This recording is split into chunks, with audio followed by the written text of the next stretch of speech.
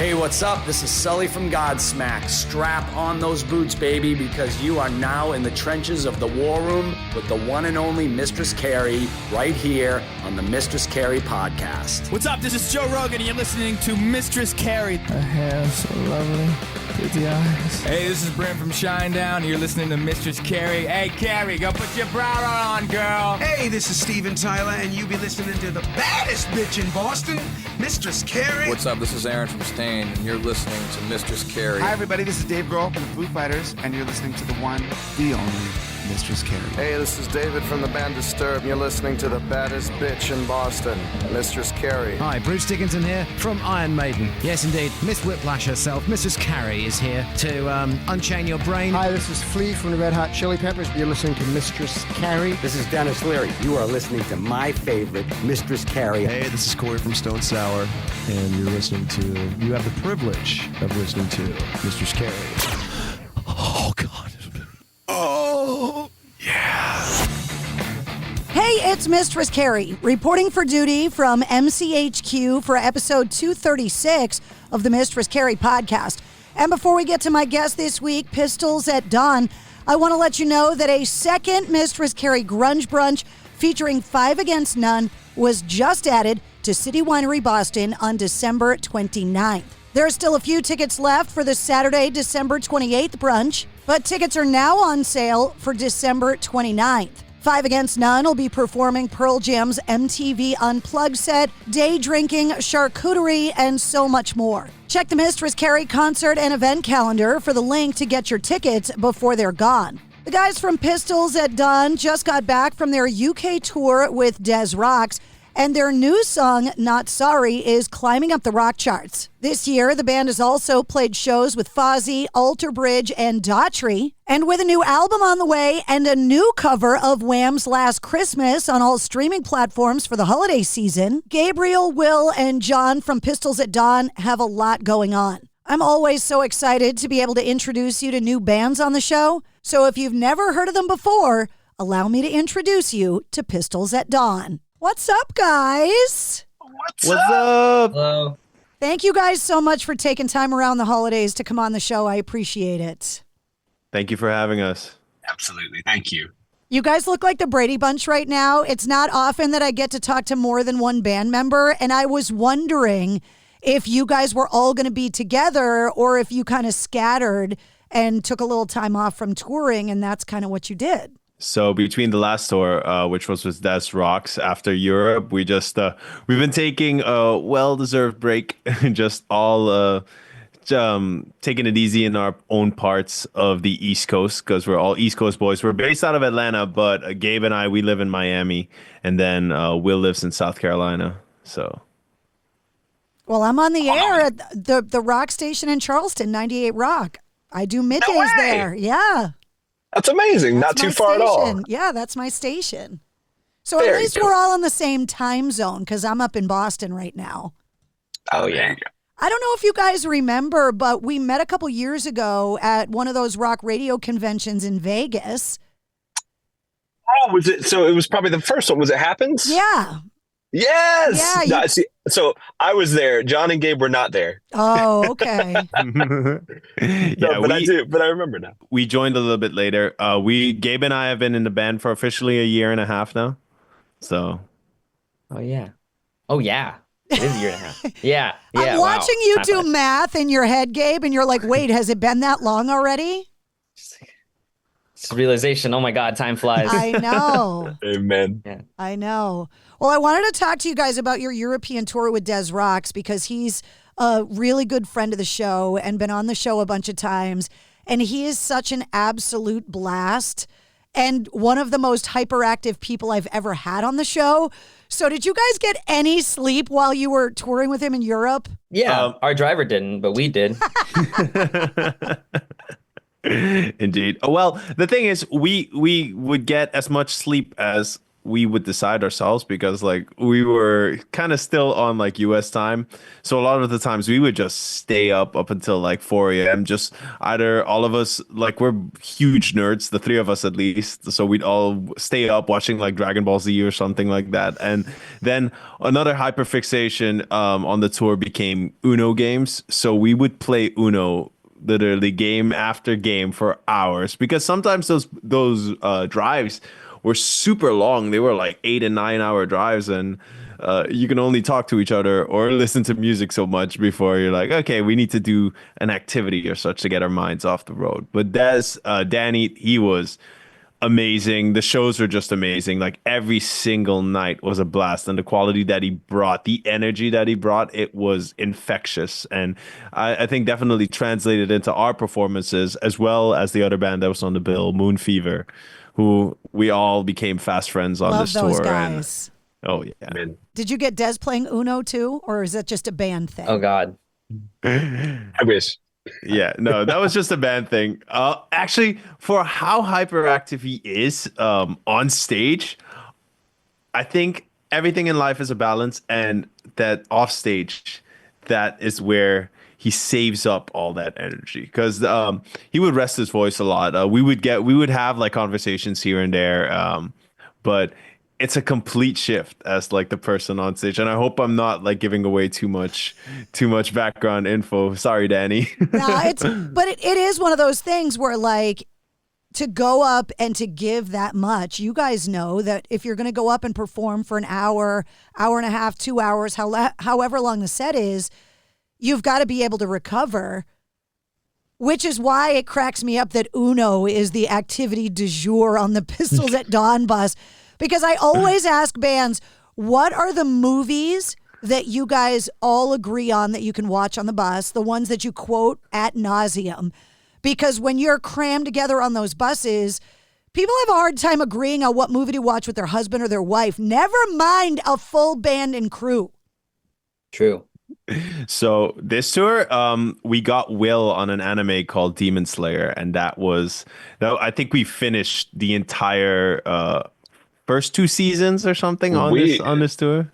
Man, we binge watched it. Like it was crazy. I was hooked from the start. Like they got me on it, and I was like, let's go. So we did like the first 2 seasons, I think, within the span of the tour. And then when I got back home, I finished like the rest 3 of the last 3, like within 3 days. Just went nuts on it. But yeah, we also did Twilight of the Gods by Zack Snyder on Netflix because we were like, this is something new. And so we seem to just be able to open Netflix and point at a thing and go, got it. We easily agreeable on that end, I think. Is it Netflix cheating, though, if you guys watch episodes without each other? Because that's a big relationship thing, is that is not allowed. So to an extent, because like for Demon Slayer, for instance, we told them, hey, like go finish it. You need to finish this. But like the other one that we started watching was Dragon Ball Daima. I haven't watched anything. I'm just like, damn, I can't watch it without these guys. This is like the thing that's super exciting. So we're going on tour next week on like a mini US run. So we're definitely gonna have something to watch on this tour. So no cheating happened in that aspect, at least. I always bring it up because I always ask bands, like, is it easier to keep a band together or a marriage together? It's very rare that people say marriage because of all the different personalities in the band. And so all of the things that couples fight about are the same things that bands fight about.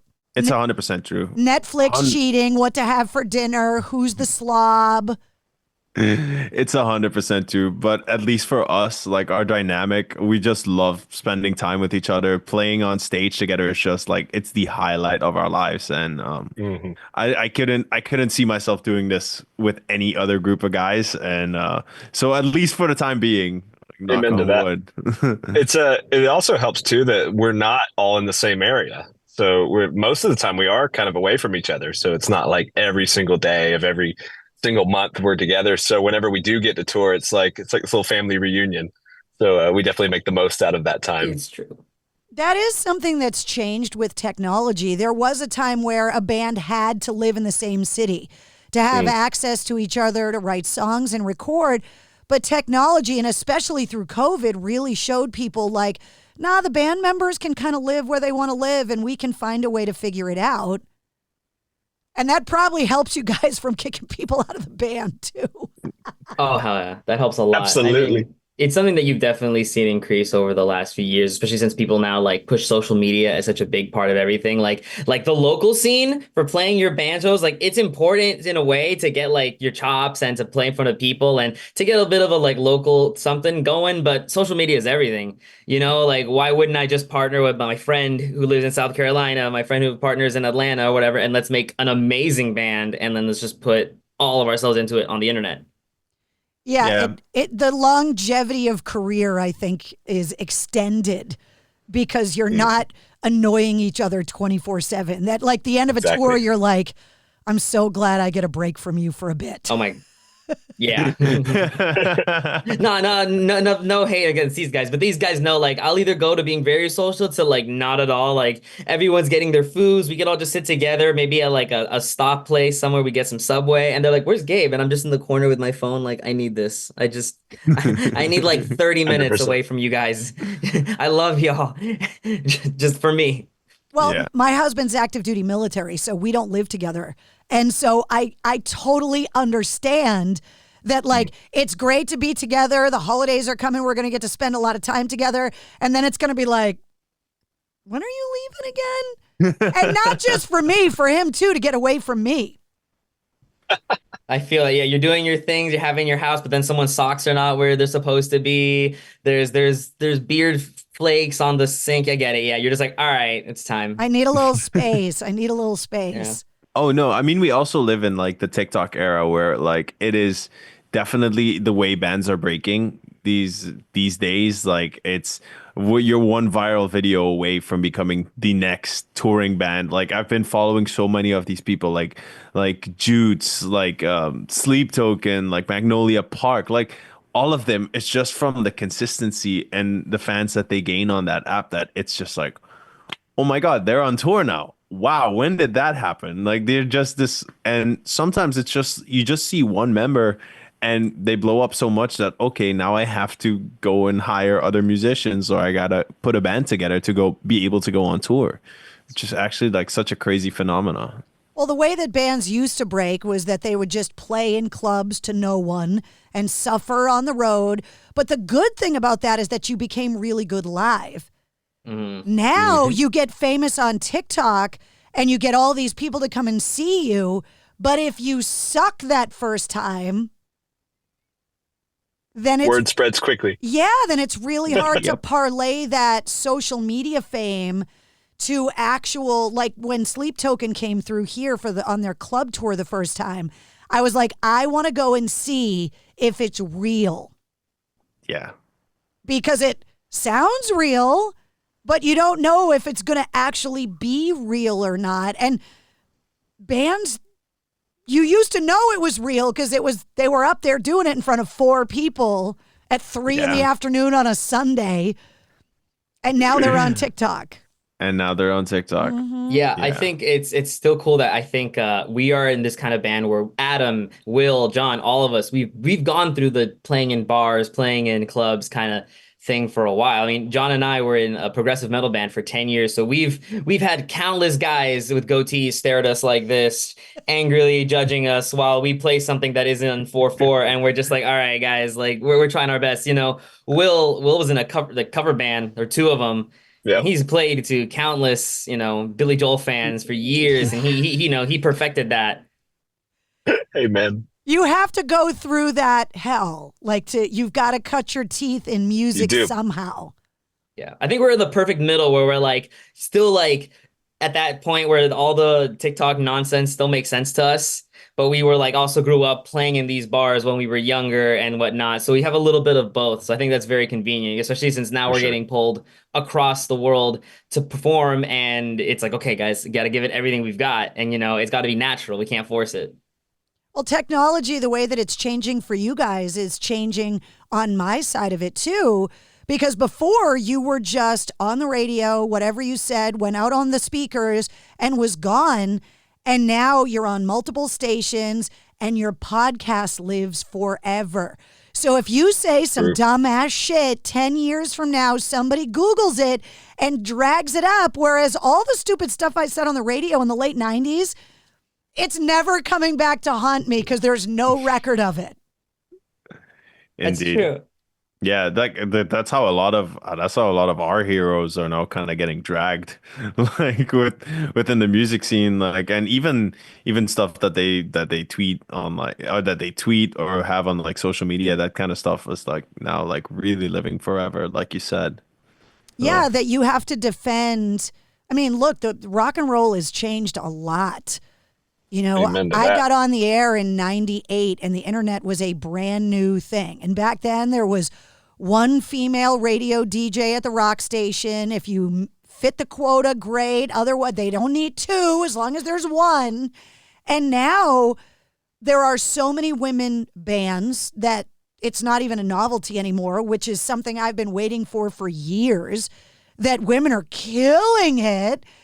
Absolutely. And I'm not looked at as a female DJ anymore, that I'm just a DJ now or just a podcast host now. And so it has changed. But some of the stuff I got away with back in the 90s would full blown get me fired now. I mean, dude, even like, it's crazy the stuff that I grew up on, like watching MTV, and I'm like, what was going on? Like, there was no rules. It was crazy. No, it was the Wild West for a while. Wild West. Because people didn't know what this technology was going to do. No.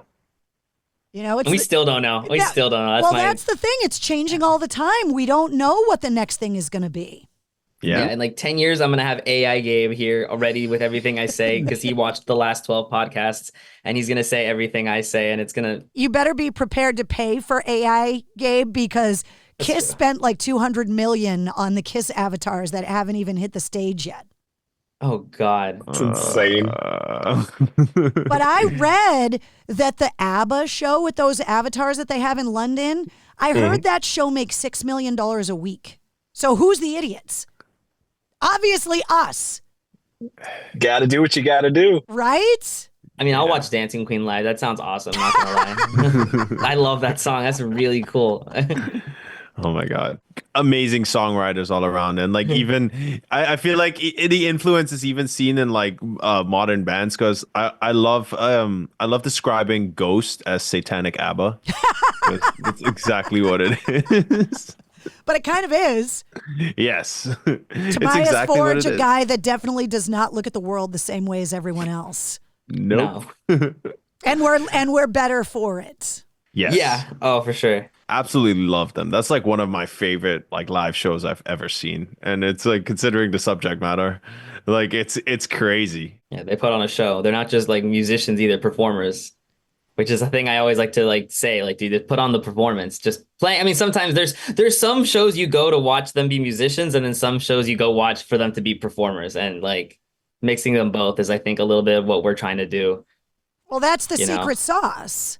That's the perfect blend of like, you know, for the musicians, they want to hear the music performed as well as possible, but you also want to see the show.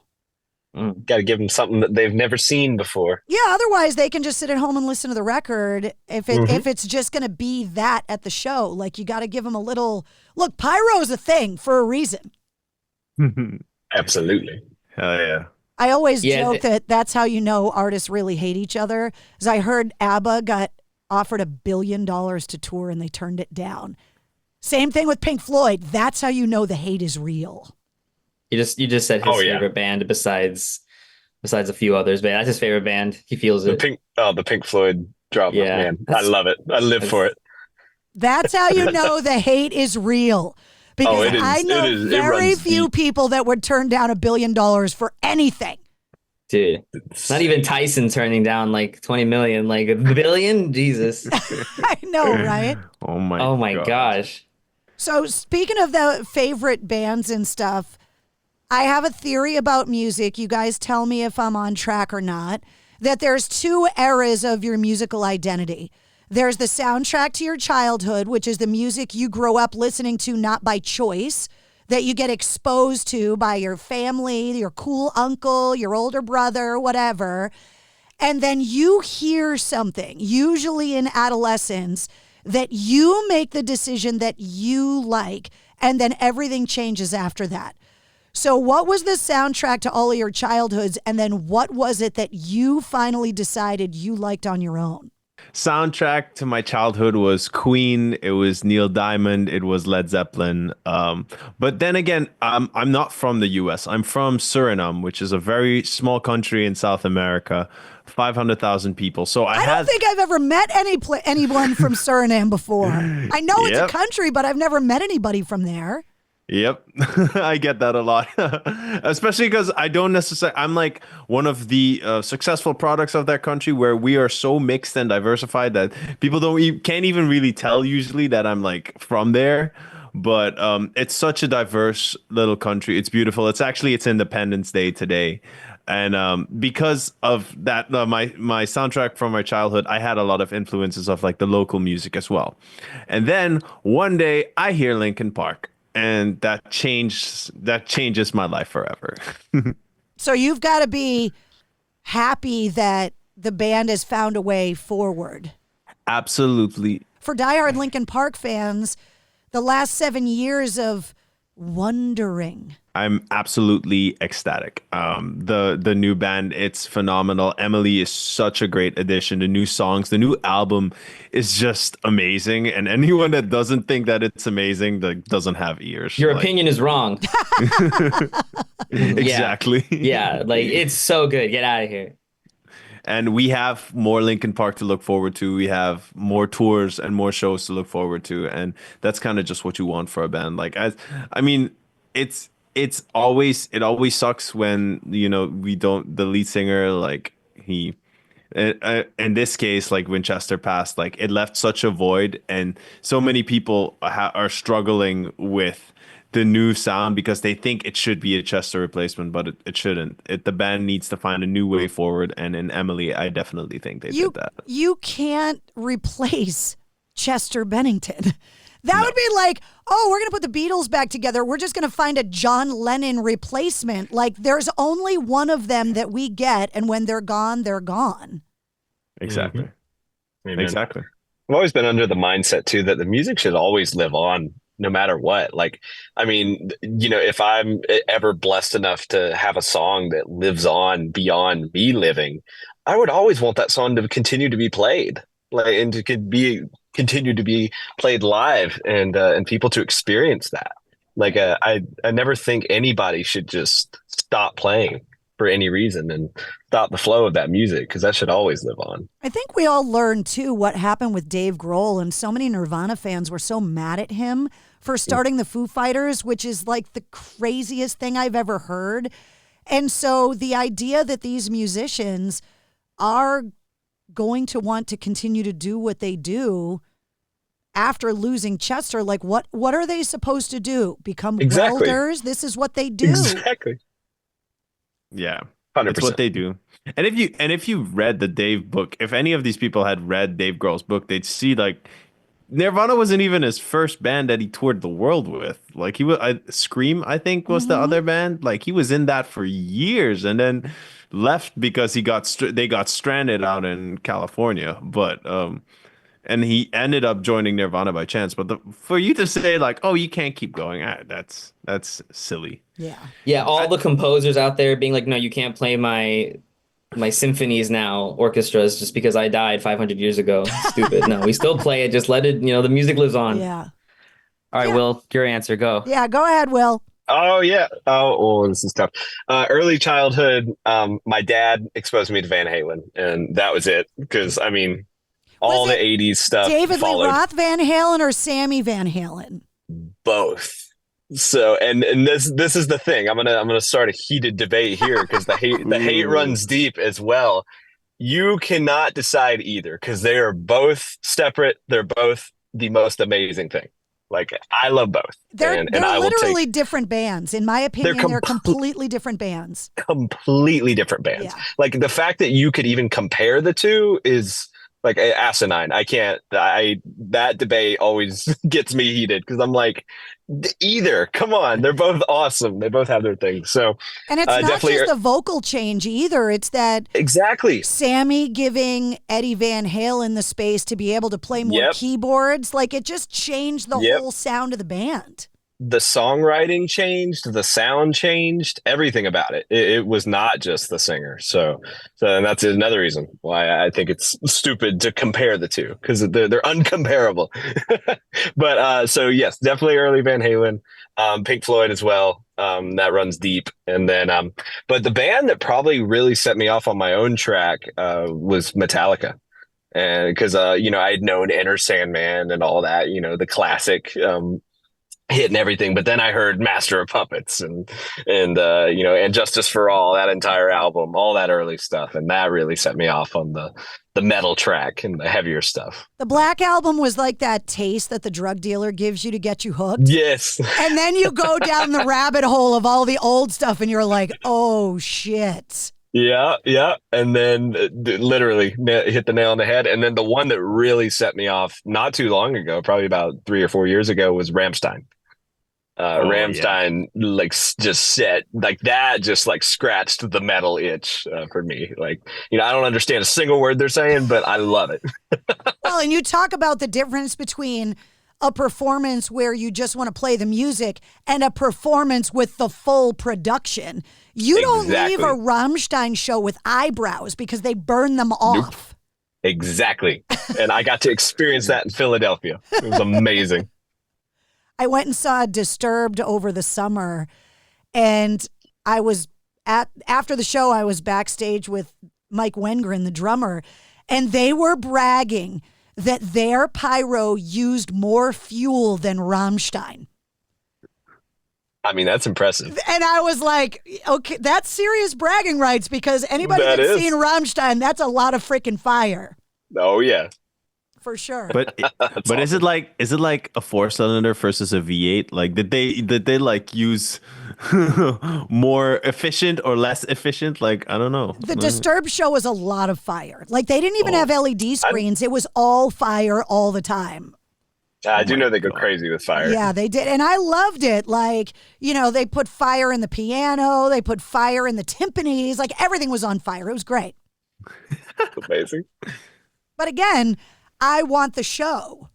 Yes. Yeah. You know, I want that production. Absolutely. I get my ticket. Like, I want to leave there going, I can't believe I just saw that. Amen. Yeah. I mean, I that's why I go to like electronic festivals. Like, I love their productions. Like, I mean, I love the music too, but like, I love my LED screens and fireworks and lasers, and like now they're doing drone shows above the stage, and I'm just like, this is insane. This is majestic, and it's so epic and cinematic. So I hear you. I'm waiting for Tool to do a residency in the Sphere in Vegas.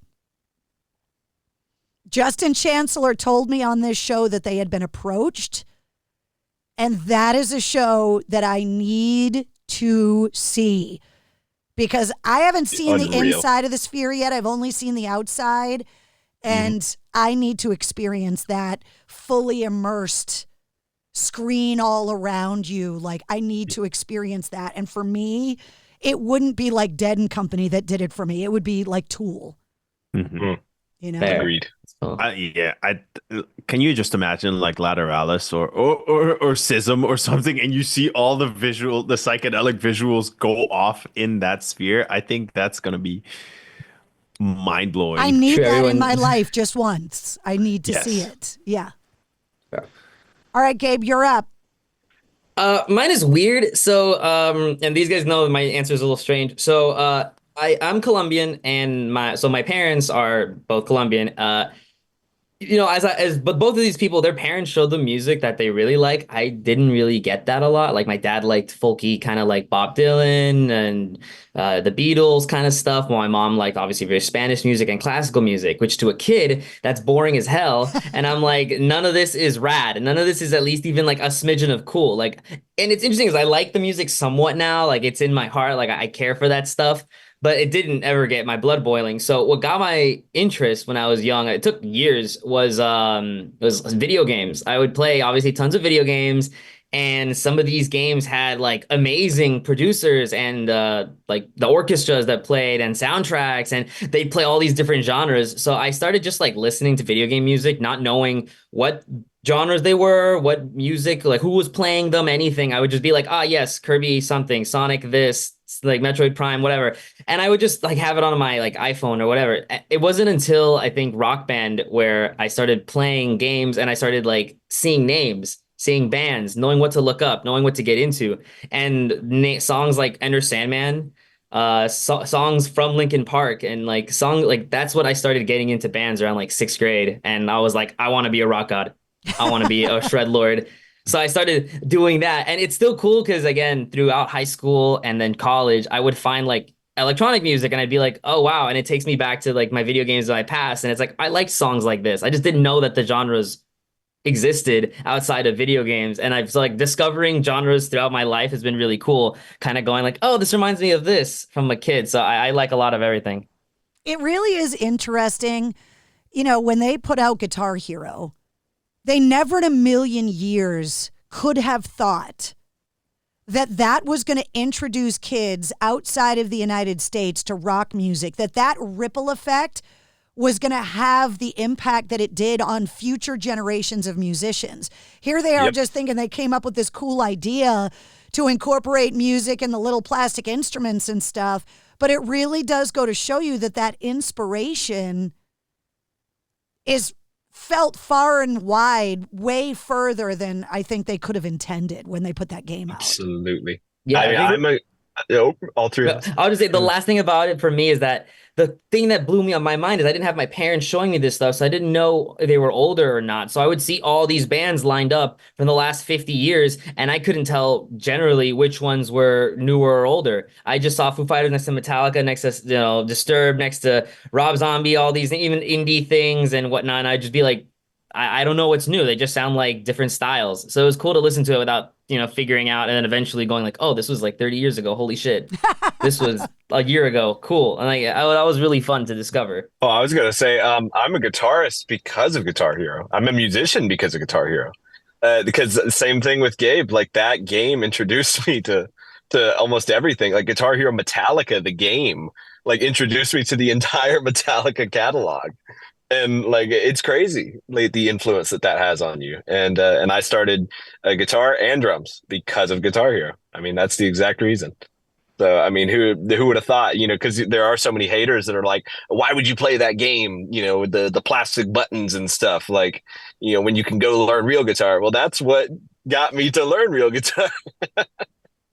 I think for all of us, it had like an influence, because for me it was like Rock Band and Guitar Hero as well. And that's like my first taste into actually like with a group, like with my cousins, like we just like all play it. It would be fun. I would sing. That was one of the first times I realized I could sing. Is like, oh, John, you sing. It sounds, you always hit like the 95 or 100% when you sing. So that's how we kind of like had that realization, and then started getting into classical guitar mixed with that, and that's kind of how my musical journey started. Because you always sing as like a little kid, you sing at classes and recitals and this and that, but no one realizes they could really have it until someone's like, hey, that actually sounded good. Well, trust me, as somebody that can't sing, people that can't sing learn very early that they can't. Because my hell in life is that I am surrounded by talented musicians, yet I have zero talent for any of it. But I'm surrounded by people that can do it, and I'm so envious. And this voice that I have does not do what you do. It does what I do, and that's it. Because I was about to say, your radio voice is amazing. Like the smoky, the rasp. I couldn't imagine you not singing something like super cool. Oh no, I can't. Trust me, I've tried. Especially when I'm drunk, I try all the time, and it doesn't happen. Yeah. Well, it goes. You guys are talking about these influences. Like if you had told Freddie Mercury and Brian May that Bohemian Rhapsody would have become a hit all over again because of Wayne's World, they would have been like, what are you talking about? But it introduced a whole new generation of people to a song, and it was arguably more successful the second time around. Exactly. So that exposure to that music, however you're getting exposed, is a good thing. Yes. I think with everything, nowadays it's like movies and sync and Netflix and just wherever TikTok, wherever we can push. Like that's if you can influence a generation. Like I think that's the ultimate goal as a musician. It's like to live forever through that. I always ask bands because they're some of the most well-traveled people that I know. When they leave the United States and they go other places, where have they found the best food? Like, where have you loved the culture? And because two of you guys are not from here, it's a twofold question. Yes. Where have you traveled? Because you just got back from Europe with Des Rock. So where have you gone that you never thought you'd go and that you loved? And where have you been in the States that had the best food from home? Ooh. Well, before we start off, all I want to say is when you're driving through the Eastern Bloc and you find a KFC, you should try it. It'd be surprisingly good. Surprisingly good. Amen to that.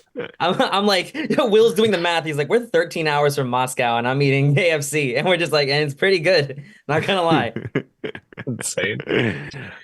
I wish I could show my entire food album right now from the tour.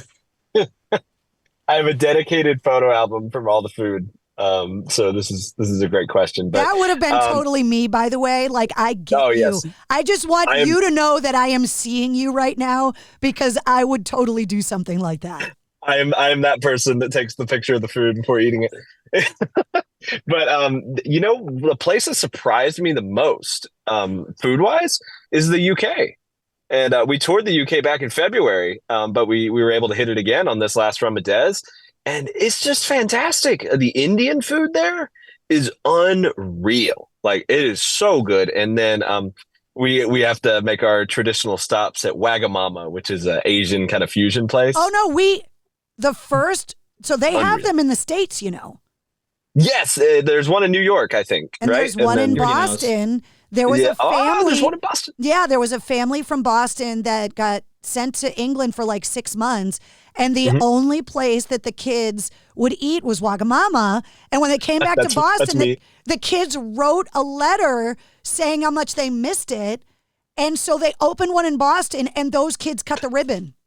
That's amazing. Wow. Oh, Will, you know what you need to do? I need to go to Boston. Make a wish right now. No, you got to write a letter. Yes. No, you're right. Dude, that ginger chicken udon, I will punch someone for that food. It is so good. So good. So good. So good. I definitely got to say the UK was the most surprising and most amazing. And then as for here, I mean, like, I'd say the barbecue in Kansas City. That's life-changing.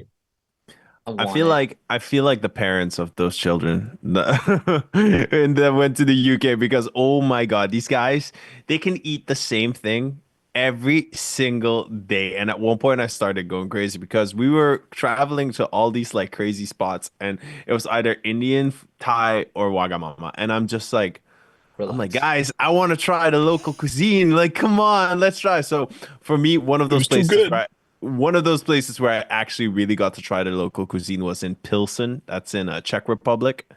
And luckily enough, my dad, he actually met us in Switzerland to come see the show. And he's like, hey, can I stay with you guys for a little bit of the tour? So he hopped on the bus and he stayed with us through our two Polish dates in Krakow and in Warsaw.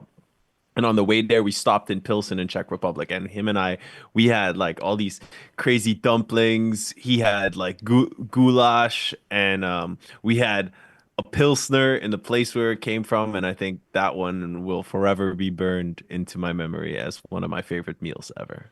We had Indian in Czech Republic, and it was awesome. Oh my God. It was like the 8th time or 9th time of the tour, even more maybe. And I'm just making a booklet to see which place has the best Indian food. And the answer is everywhere. You can open up maps and find one that's probably amazing. And it's like such a slept on food. Like, it's so good. Oh, Indian food's delicious. I'm just so wimpy with the spices that I feel bad because I can't handle the heat.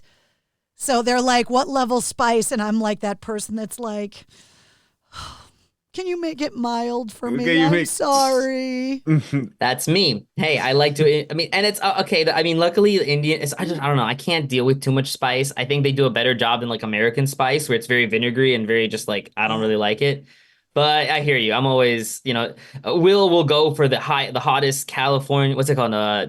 What do they call it? The Carolina Reaper peppers. Yeah, he goes for that kind of stuff. I have to go mild. Like for me, sparkling water is too spicy. Like it's bad. Yeah. You need to hang around with Barry Kirch from Shinedown because he grows his own peppers and makes his own hot sauce. Yeah, he's a crazy psycho when it comes to hot pepper stuff. Yeah. I need that. Yeah. There's always that one weird thing that guy that each one of us probably we're all into, and it's like, oh yeah, I know a guy who does that. He's just Don't worry, Will. When you hit 30, that's when it happens. Yeah. By the way, no hate at all on Indian food. My dad's actually half Indian, so I'm just like I'm so used to the food. Like when we were in Czech Republic, and they were like, "Oh, what are we gonna eat?" They're like Indian food. My dad looked at me. He's like, "Really?" I was like, "It was so good." No, we're gonna go somewhere else. We were just on a roll. I tell you. Oh, go ahead. Oh no, I was just gonna say we were on a roll. Like everything was so good, we had to keep going.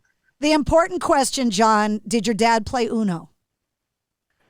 He did not. Ah! He did not. Yeah, we kept it personal between the three of us. Got it. Yeah. And we were brutal. Like we made like new rules, or like everyone makes their own rules with Uno, but we adjusted the rules like slightly to make it a little bit more how would you say, chaotic and competitive. Exactly. Full contact Uno. Yes. I think there was one point where John had 40 cards. I think there was. and then I found that one card. I got that one card where you switch your deck with someone, and I think I gave it to Gabe. So it happened like 80 times, but yeah, fun times, good times. Can't wait, guys. Next week. We're full blown into the holiday season now, which just hurts me because there's this argument with me that I'm a Halloween person. Couldn't tell. So I know, right? So when you try to put your Christmas in my Halloween, I get very upset. There needs to be absolute separations between the holidays because if I see Christmas stuff before November 1st, it makes me very angry. And when it comes to holiday music, I have a very strict after Thanksgiving holiday music rule. And you guys just released holiday music the week before Thanksgiving. We broke it. You broke the rule. We broke the rule. There's a very sound argument to be made because I am a Halloween person as well. You could tell by my little black cat that's right there. Oh, I see. I couldn't even see Salem there. And his name is Salem. Okay, cool. No way, his name really? Is Salem. Yes. Have you been there? Who? Oh, Salem? Salem. No, never. Guys, when you come through Massachusetts, you got to hit me up. I'll give you the Mistress Carrie tour of Salem. Hell yeah. Content. So I figured if you have to suffer through the holiday music, might as well do it with your boys in Pistols at Dawn. So it's true. You can't beat it. It's already out there. You might as well listen to Will doing a guitar solo over the song instead of, So yes, this is a serious question because this is a judgment call, and I think you guys are the only ones that can really answer it. Is the Pistols at Dawn version of Last Christmas qualifying for you to lose Whamageddon or not? Do you guys play Whamageddon? Do you know what I'm talking about? No. I know exactly what you're talking about. That you so Whamageddon is the game that you see how long into the holiday season you can go without hearing Last Christmas by Wham on the radio. Oh. And because it's a popular holiday song, but like if it was Mariah, you'd lose in 5 seconds. Yes. But Whamageddon, my sister and I, because we cook all the holiday dinners together, like we're texting each other like, are you winning Whamageddon or have you lost yet or whatever? So does the Pistols at Dawn version make you lose Whamageddon or not? Or are you hardliners and only the Wham version will make you lose? It doesn't make you lose. It makes you win. Makes you win. There you go. It makes you That's win. the only good answer. That's the best answer you got. If you listen to our version, you go up. And then if you listen to Wham's version, you go down. So you have to make sure you listen to ours multiple times so that you're safe for a while, Yeah. I mean, definitely what we didn't want to just make a copy paste cover of Wham's version, and I think we were able to definitely put our own essence into it, and between our performance, between Will's guitar solo, between the new tones, the string arrangement, I think we've made definitely a version that George Michael would be proud of, but that's not overstepping on his version of Last Christmas. And I think we think dancey. it's not as dancey. It's more intimate. It's more somber, more pensive. Jolly. No, When maybe it comes, not. when it comes to holiday music, what song really makes you in the holiday spirit? Like the old, cartoon songs? Like what holiday song to you says Christmas? Charlie Brown Christmas theme song, or theme track. The first one. What is it? Oh, Tum Tum Bun. The whole piano arrangement. Oh, it just gets me all like feeling warm and happy, and wanting hot chocolate and everything. John and I did not expect that at all. We're just like, Really? what? Charlie Brown will? That's why I ask these questions, because you never know. Hey, y'all are That's how learning. we're not like we're in Miami, like we're in the South, but we're not really like from the South, like he's like, oh yeah, it's Charlie. But for us, I mean, maybe John is different. I mean, we were all his Hispanic stuff, so I have like Silent Night, but in Spanish. Like we have a few of those things. We used to do like little we do like, what's it called? I guess you'd call them, I don't know, like little prayer things. You read a little bits of the Bible and you sing it. I'm not really that religious, but I grew up in like a Latino household. So all we did is listen to those like songs, but in Spanish. So like that, those would probably be mine. Well, I grew up like in an Silent Italian Night. family, so Dominic the Donkey, like we can't get away from it. It's a thing. Okay. Yeah. Mine would be, Silent Night in Spanish would be my answer.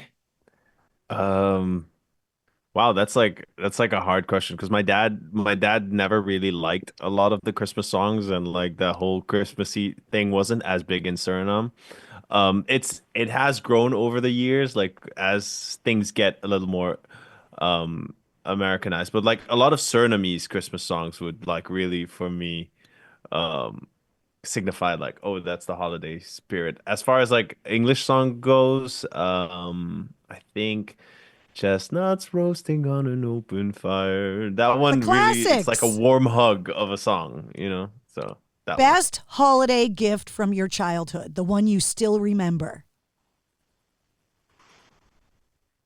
I remember a lot. That's the problem. The Lego Millennium Falcon from Star Wars. Ooh, that's a good one.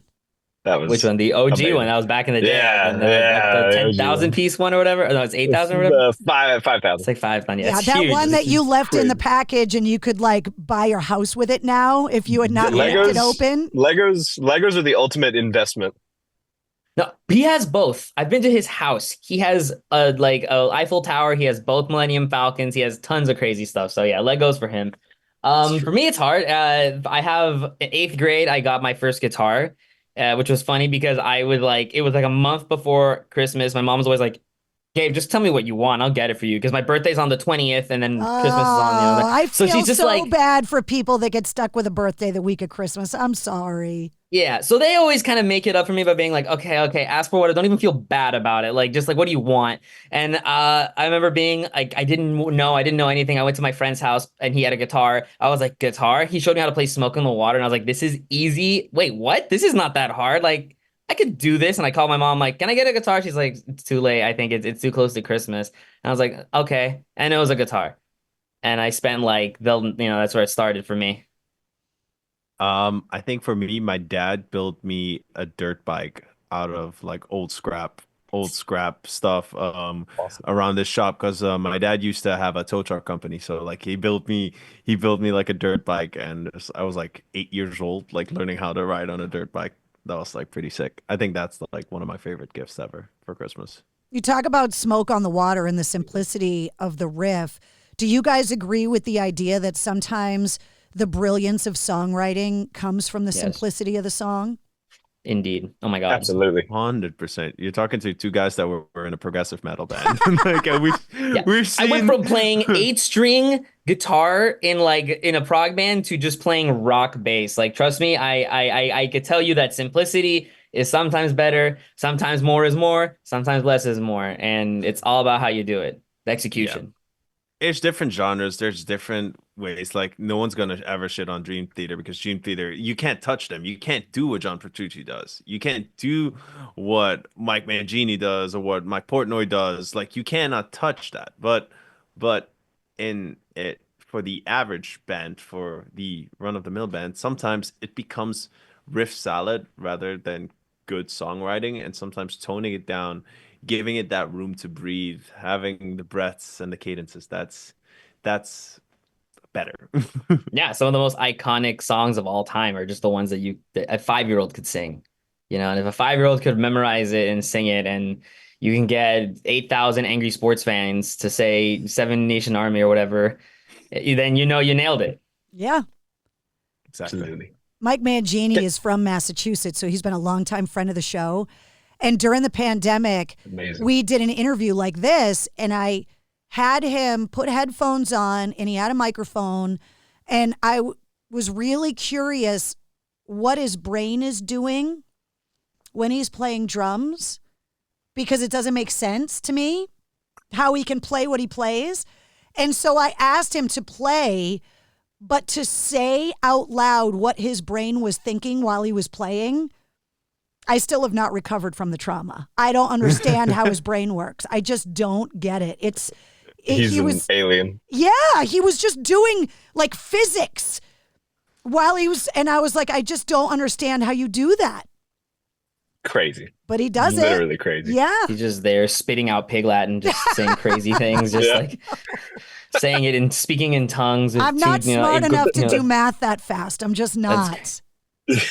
No. Yeah, because a lot of these guys, it is like actively thinking like what you're doing, no matter how much you play these songs. Like you got to be so focused, and it's why you got to stand still and play, and you got to play hours and hours a day. That's some of these musicians are the ones that they have to practice hours and hours a day, or else they lose it and they'll mess up.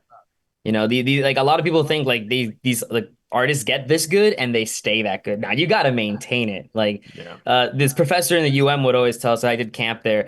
He would be like, if you don't practice for a day, you're going to notice. If you don't practice for 2 days, your band's going to notice. And if you don't practice for 3 days, the world will notice. So it's like, that's good advice. Yeah. There you go. Well, we're getting close to the end of the year. Obviously, the new single is out. And then obviously the holiday song is out.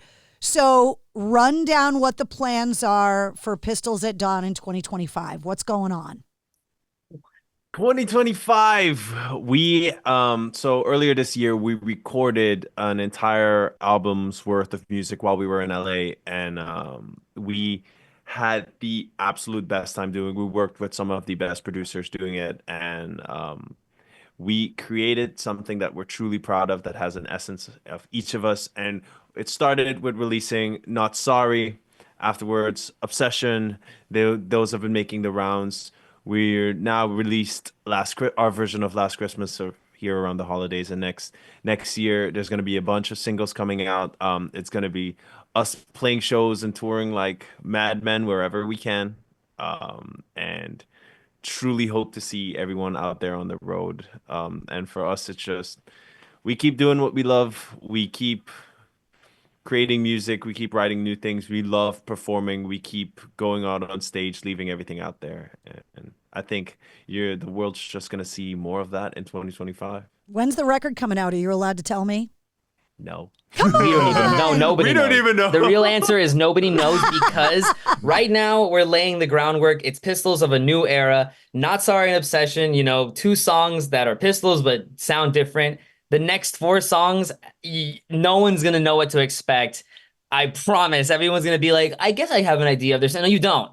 That's the thing. It's going to be crazy. And we're still writing more. We still have more ideas. So it depends on how our rise throughout 2025 goes. It's probably where the direction it'll take us. But as he said, we're still writing. We're still making. We're not going to stop. We're going crazy. I'm so excited for single 4 of 2025. That's all I'm going to say. Single number 4. Single number 4, counting Last Christmas. So the next song Is that what you're saying? Oh, I meant to say 2025. My bad. Years and time make no sense to me. But are you counting the one. Christmas song as a release, as a single? So the next single 4. Gabe. I need clarification. Do we count I don't. that one I as don't think he's not. We don't know. He's not counting it. So single No. 5. Okay. Sure. There you go. Okay. I'm trying to keep up. Hell yeah. And like we said at the beginning, these interviews last forever. Yes. So next year when I True. find out you lied to me, I can just go back and reference the podcast episode and go, you lied. It's going to be fine because by that time, you'll have heard the single 3, 4, and you're going to be like, wow, Pistols, you guys are killing it. I'm not even mad anymore. That was so great. Thank you guys. And we'll love to have you back. Nice recovery. Well, I really hope that the touring plans in the new year include coming through the Northeast. Absolutely. Take me up on the offer to take you to Salem because I totally will. Hell yes. And you brought it up without me even having to ask you the geezer question because the geezer question on the show is asking about your pets and where the names came from because Geezer Butler on this show talked about how he has 13 cats and 5 dogs and he names them all after gangster rappers. And that's amazing. And my show changed after that because everybody gets asked the geezer question now. Before we continue, are they cat puns or are they just like, that's 2 Chainz? Like, yeah, no. Like Missy from Missy Elliott, like Biggie, like they're legitimately named after rappers. That's so good. And Geezer Butler rattled them all off like he had them all memorized. And I was just falling on the floor dying laughing because I was like, I can't believe that I asked him this ridiculous question and this is the answer. Like it's hilarious. So everybody gets asked the geezer question now. All right, John, you go first. You go. Me first. John, I want you guys to answer this real quick. I'm so sorry. I have to run real quick because I do have an appointment that I'm incredibly late for. But this has been amazing. It was so fun. Thank you so much for having me, Carrie, and having all of us. And I hate to leave because I don't want to leave. Like I want to stay on it. Like well, I gotta go back on the air in a minute anyway, so you're fine. Awesome. But thank you so much. You're Seriously. welcome. Just wanted to say Later, Will. He doesn't have pets. I'll see y'all soon. Later, dude. I love the jacket, dude. That goes hard. Later. Love you. So, all right. So over the years, like the pet name themes, like in my household have like changed because I had a lot of dogs. I have had a lot of dogs growing up. So one theme was like actors, one theme was like Sonic the Hedgehog characters, one theme was Scooby-Doo characters. But as far as my house here, I have 4 cats. They are Salem, which is that guy for obvious reasons. We have Marley, because I kind of gave her this persona of like being a Jamaican woman because she is definitely. She has that like, sass. She could be reincarnated. You don't know. It could has that sass, and she just has that energy. We love it. So I mean, he gives all of his pets names. Voices, accents, yeah, accents and voices. So yeah, Salem's the prissy French boy. Marley is my Jamaican. Then we have Whiskey. She's a little tripod cat. We found her just stumbling about in a bush, being all drunk. So her name ended up being Whiskey. And then we have Tom because he's a tomcat. He's the latest addition. And that was just a cat we were feeding outside. And then the hurricane was coming, and we didn't have the heart to leave him out, so we brought him back in. So those are the 4 cats. And then Gabe's cats' names are a little more interesting. I have 3 cats. Actually, no, technically I have a cat I'm fostering right now, and we're seeing what we do. So I guess right now, currently in my house, we have 5 animals. We have a mom cat, which is Panda. My mom named her because I like Panda Express. She was like, black and white cat, Panda. And I'm like, all right. Then we've got the daughter, which is named Khaleesi. Game of Thrones was very big at the time, and my mom was like, fluffy and beautiful. Then I named one of the sons Tiberius. He's my boy. I love him. He's also 40 pounds. He's a majestic cat. Yeah, he's huge. I'm not even kidding with the 40 pounds. I'm not. Like, I take him to the vet. We weigh him. I stand there. It's crazy. Then we've got this new foster cat that we've got right now called Bobo, but his full name is Bobo Bobo. I didn't think I'd have to ever say that in an interview. So wow. And it lives forever.